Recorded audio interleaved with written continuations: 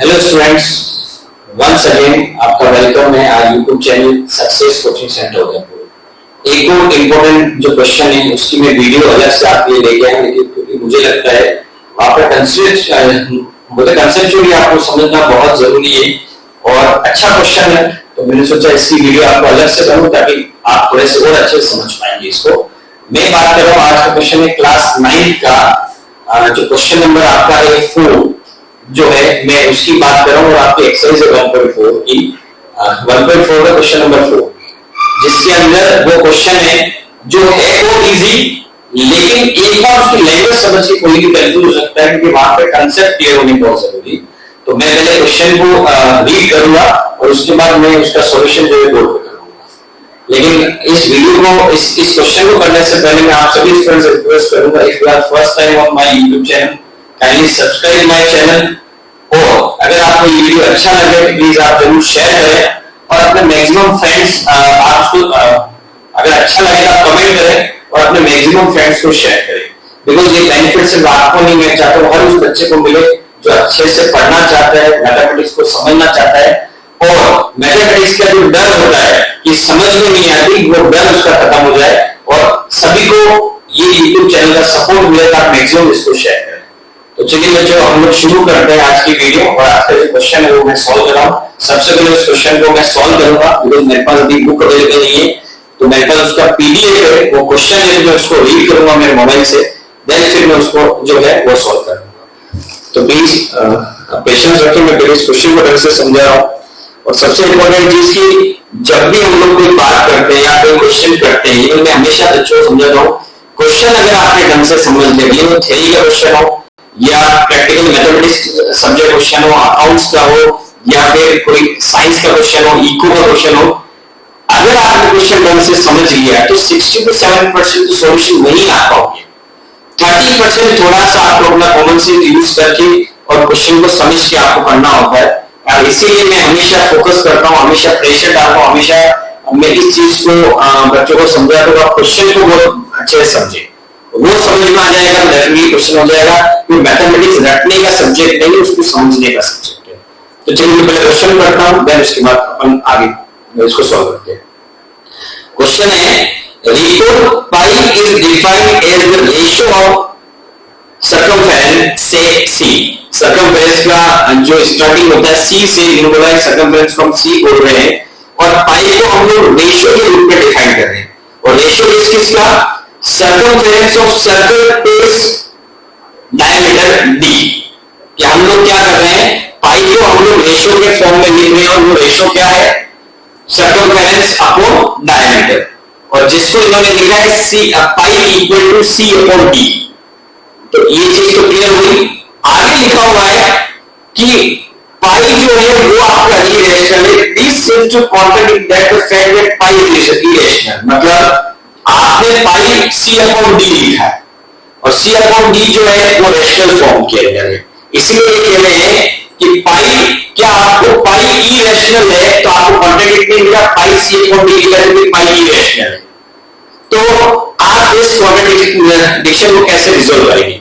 बच्चों सबसे पहली बात, तो इस क्वेश्चन में भी कॉन्ट्रडिक्शन है ही नहीं, ये सिर्फ क्वेश्चन जो है आपको कंफ्यूज करने के लिए, आपका कंसेप्ट को चेक करने के लिए ये इस तरह की लैंग्वेज लिखी हुई है।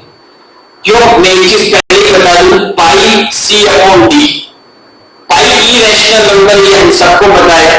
अब सी अपॉन डी वो कह रहे हैं कि रैशनल नंबर है, लेकिन मैं आपको एक चीज बताता हूं, हमें नहीं पता वो नंबर रैशनल है या इरेशनल। वो अब ये जरूर जानते हैं कि रैशनल का मतलब होता है वो नंबर जिसको हम पी अपॉन क्यू के फॉर्म में लिख सकते हैं, और क्यू जो है वो 0 के इक्वल नहीं होता है, Q is not equal to 0। अब यहां पर समझने वाली बात क्या है? यहां पर जो समझने वाली बात ये है कि अगर पाई इरेशनल है तो जो सी अपॉन डी है वो भी इरेशनल होगा, और हम समझ सकते हैं या तो सी वहां पर इरेशनल होगा, डी रेशनल हो सकता है, या सी रैशनल है, डी इरेशनल है, या फिर दोनों ही इरेशनल है, तभी जाके पाई इरेशनल है। तो वहां कोई कॉन्ट्रडिक्ट वाली बात नहीं। लेकिन इस पूरे क्वेश्चन को एक बार समझा रहा हूं कि क्या लिखा हुआ है। यहाँ पर पाई को हम लोग रेशियो के फॉर्म में शो कर रहे हैं, तो रेशियो किस फॉर्म में है? Circumference upon diameter. तो अब अपन इस क्वेश्चन को सॉल्व करते हैं। मान लेते हैं हम लोग ये सर्कल है और सर्कल का ये जो होता है इसको हम लोग सर्कमफ्रेंस बोलते हैं।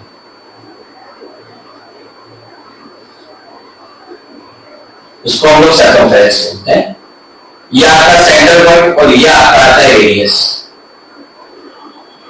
और ये जो पूरा आता है इसको हम लोग बोलते हैं डायमीटर, यानी कि ये जो होता है ये आपका आर होता है और ये आपका डी होता है। हमको पता है सर्कमफ्रेंस इक्वल टू होता है 2 पाई आर, यानी कि सर्कमफ्रेंस को हम सी बोल रहे हैं 2 पाई आर, और इसको मैं लिख सकता हूं 2 आर और पाई, क्योंकि मल्टीप्लिकेशन में आप सीक्वेंस को चेंज कर सकते हैं। अब सबसे बड़ी बात है 2 आर का मतलब होता है, आर का मतलब होता है आपका रेडियस, और डी का मतलब होता है 2 into R, because radius double जो है वो आपका क्या कहलाता है, डायमीटर। तो क्या आएगा C इक्वल टू डी और पाई, तो पाई क्या आएगा आपका C अपॉन डी। ये इस क्वेश्चन में बोल रखी जिसको हमने स्टेप के ऊपर ने सॉल्व कर लिया। अब यहां पर ये है आपका इरेशनल नंबर, सबसे बड़ी बात है इरेशनल नंबर। इरेशनल नंबर समझने वाली बात है, पाई इरेशनल नंबर है और C अपॉन डी, इनका ये रैशनल भी हो सकता है। देखो C अपॉन डी इसलिए बोला जाता है, हम जानते हैं P अपॉन Q जो होता है वो रैशनल नंबर होता है, जहां पर P भी आपका इंटीजर और Q भी आपका इंटीजर और Q नॉट इक्वल टू 0। लेकिन यहां पर जब इरेशनल की बात हम बोल सकते हैं, तो C जो है वो इरेशनल है, डी रेशनल है, या फिर डी इरेशनल है, सी रेशनल है, या दोनों इरेशनल है, कुछ भी हो सकता है। सो यहां पर कोई स्टेटमेंट में कॉन्ट्रडिक्ट नहीं है, बस हमको ये समझना है कि कोई भी इरेशनल यहां पर हो सकता है। फॉर एग्जांपल मैंने मान लिया सी आपका √2 है और डी आपका 3 है, तो आपने लिखा है √2 अपॉन सी, तो एक आपका रेशनल नंबर हो गया और एक आपका इरेशनल नंबर हो गया। वो चीज हमको यहां पर जो है वो समझनी है। या फिर मैंने ये लिख दिया C आपका 2 पाई है और D आपका जो है वो 2 है, तो भी क्या हो जाएगा 2 पाई अपॉन 2 यानी कि पाई, तो वो भी क्या है आपका इरेशनल नंबर आ गया। यानी कि यहाँ कोई कंफ्यूजन नहीं है, यहाँ पर pi equal to C upon D कोई कॉन्ट्रडिक्शन नहीं है। हम बस ये मानेंगे C इरेशनल होगा और D रेशनल हो सकता है, C रेशनल D रेशनल दोनों इरेशनल, अपन ऐसे समझ सकते हैं और इस तरह से हम इस क्वेश्चन को सोल्व कर सकते हैं। तो आई होप बच्चों आपको ये चीज क्लियर हुई होगी कि इस क्वेश्चन में जो इन्होंने बताया वो हमने यहाँ पर क्वेश्चन को कुछ समझ भी लिया और मैंने आपको समझा भी दिया कि ये भी कॉन्ट्रडिक्शन नहीं है। यहाँ पर सीधा सीधा हमें बताया pi is equal to C upon D is irrational.